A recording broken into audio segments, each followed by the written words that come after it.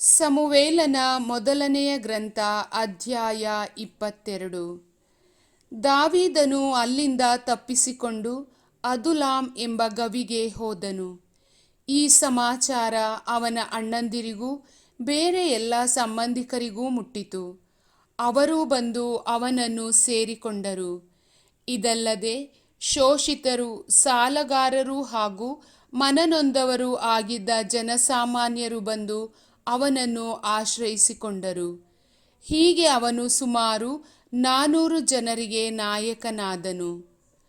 ಅನಂತರ ದಾವೀದನು ತನ್ನ ತಂದೆ ತಾಯಿಗಳನ್ನು ಮೊವಾಬ್ ದೇಶದ ಮಿಚ್ಚೆ ಎಂಬಲ್ಲಿಗೆ ಕರೆದುಕೊಂಡು ಹೋದನು. ಅಲ್ಲಿನ ರಾಜನನ್ನು, ದೇವರು ನನಗೆ ಮಾರ್ಗ ತೋರಿಸುವವರೆಗೂ ನನ್ನ ತಂದೆ ತಾಯಿಗಳು ನಿಮ್ಮ ಬಳಿಯಲ್ಲಿರುವುದಕ್ಕೆ ಅಪ್ಪಣೆಯಾಗಬೇಕು ಎಂದು ಬೇಡಿಕೊಂಡನು. ಅವರನ್ನು ಆ ರಾಜನ ಬಳಿಯಲ್ಲಿ ಬಿಟ್ಟನು. ದಾವೀದನು ದುರ್ಗದಲ್ಲಿದ್ದ ಕಾಲವೆಲ್ಲ ಅವನ ತಂದೆ ತಾಯಿಗಳು ಆ ರಾಜನ ಬಳಿಯಲ್ಲೇ ವಾಸವಾಗಿದ್ದರು.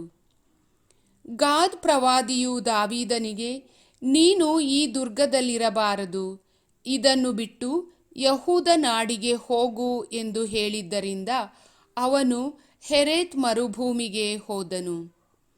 ಒಂದು ದಿನ ಸೌಲನು ತನ್ನ ಎಲ್ಲ ಪರಿವಾರದವರ ನಡುವೆ ಕೈಯಲ್ಲಿ ಭರ್ಜಿಯನ್ನು ಹಿಡಿದುಕೊಂಡು ಗಿಬೆಯ ಗುಡ್ಡದ ಪಿಚುಲ ವೃಕ್ಷದ ಕೆಳಗೆ ಕುಳಿತುಕೊಂಡನು.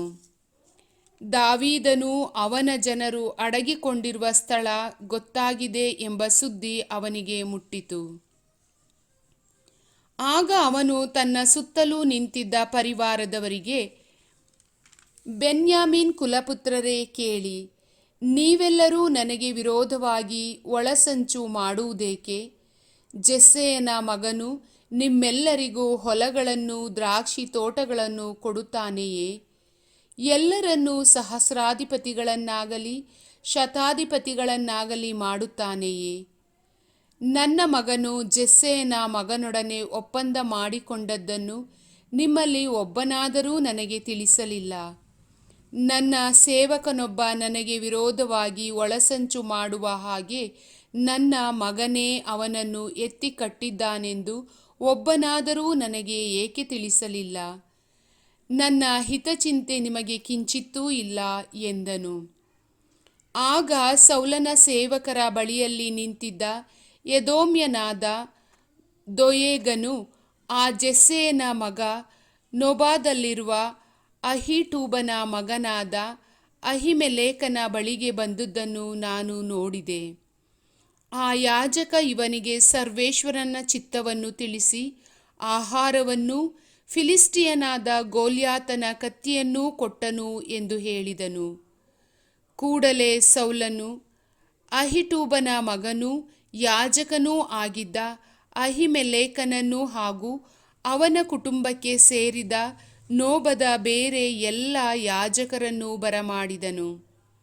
ಅವರೆಲ್ಲರೂ ಅರಸನ ಸನ್ನಿಧಿಗೆ ಬಂದರು. ಅರಸನು, ಅಹಿಟೂಬನ ಮಗನೇ, ನಾನು ಕೇಳುವ ಪ್ರಶ್ನೆಗೆ ಉತ್ತರ ಕೊಡು ಎಂದನು. ಅದಕ್ಕೆ ಅವನು, ಒಡೆಯ, ಅಪ್ಪಣೆಯಾಗಲಿ ಎಂದನು.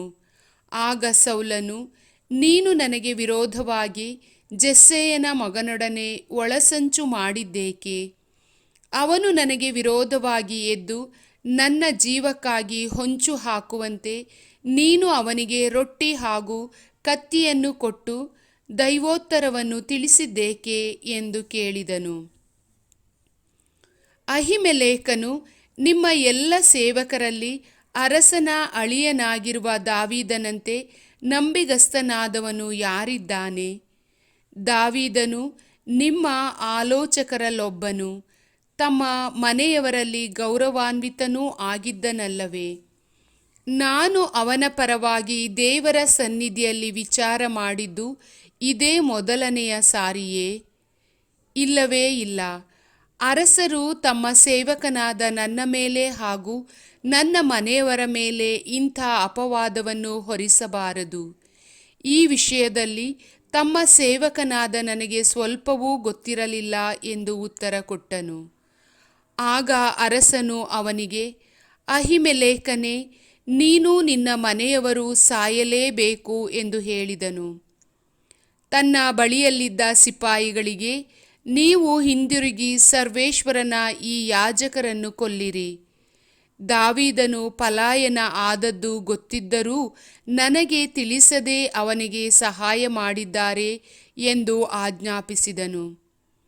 ಆದರೆ ಅರಸನ ಸಿಪಾಯಿಗಳು ಸರ್ವೇಶ್ವರನ ಯಾಜಕರ ಮೇಲೆ ಕೈ ಹಾಕುವುದಕ್ಕೆ ಮನಸ್ಸು ಮಾಡಲಿಲ್ಲ. ಆದುದರಿಂದ ಸೌಲನು ಎದೋಮ್ಯನಾದ ದೋಯೇಗನಿಗೆ, ನೀನು ಹೋಗಿ ಅವರನ್ನು ಕೊಲ್ಲು ಎಂದು ಆಜ್ಞಾಪಿಸಿದನು.